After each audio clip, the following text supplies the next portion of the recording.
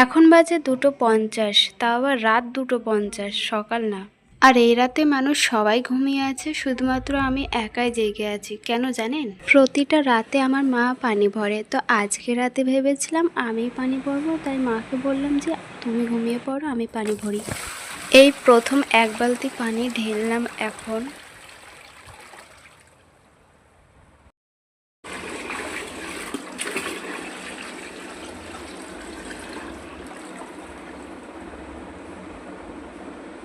Second বালতি পানি ঢালার পরে এইভাবে পানি পড়ছে। পানি মানে একদম স্লো স্লো পড়ছিল, জোরে পানি পড়ছিলই না, কেননা ট্যাঙ্কি লোড হচ্ছে একদিকে, আর তিনটে কল চালু হয়েছে, নিচে একটা ওপরে দুটো, সেই কারণে পানি এখনও পাওয়া যাচ্ছিল না।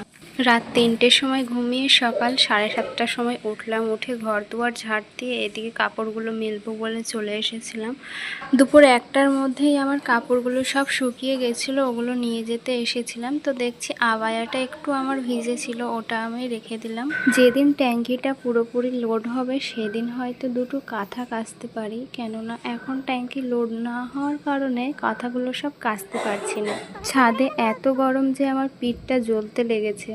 ঘরে গিয়ে এখন আমাকে চা বানাতে হবে। আমি, রুকসানা, মা এখন আমরা চা খাবো। এখন বাজে 10টা, আমরা 10টার সময়তেই চা খাবো। আমাদের রুকসানা পাগলি একা শুয়ে খেলা করছে, তাও আবার আমার ওড়নাটা নিয়ে কি যে বিড়বিড় করছে সে ওই জানে ভালো। আমি ঘর মুছছিলাম, মা বাসন মাজছিল, তো রুকসানা আবার ওগুলো আবার এনে দিয়ে আমাদেরকে আরও একটু সাহায্য করলো। পড়ে যাবে বলে মা ওকে অল্প অল্প করে বাসন আনতে বলছিল। এদিকে ও আবার দুটো কাপ আর আমার একটা কাচের গ্লাস, তো ও সেই 3টে জিনিসই হাতে নিয়ে নিয়েছে। তো আমি ওকে বলছি যে কাপটা হয়তো পড়েও যেতে পারে তোর হাতে থেকে, তো ও আমাকে আবার উল্টো বলছে তুমি যেটা বোঝো না বলবে না, দিয়ে এই যে রেখে দিল এখানে।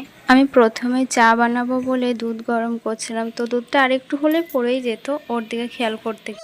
চাটা খাওয়া শেষে আমি আর মা, রুকসানা আমরা 3জনা দিদিদের বাড়ি রওনা দিলাম। দিদি ফোনে বলেছিল যে দাদি এখানে তো বালাগোশ তৈরি করবে, তো তোরাও চলে আসিস, দিয়ে এখানে থাকিস, দিয়ে দিদিদের বাড়ি ছিলাম আমরা। এই যে এই বালাগোশটা মা তৈরি করে দিচ্ছিল দিদিদেরকে। দিদি এই তুলোগুলো অনেক দিন থেকে রোদে দিচ্ছিল।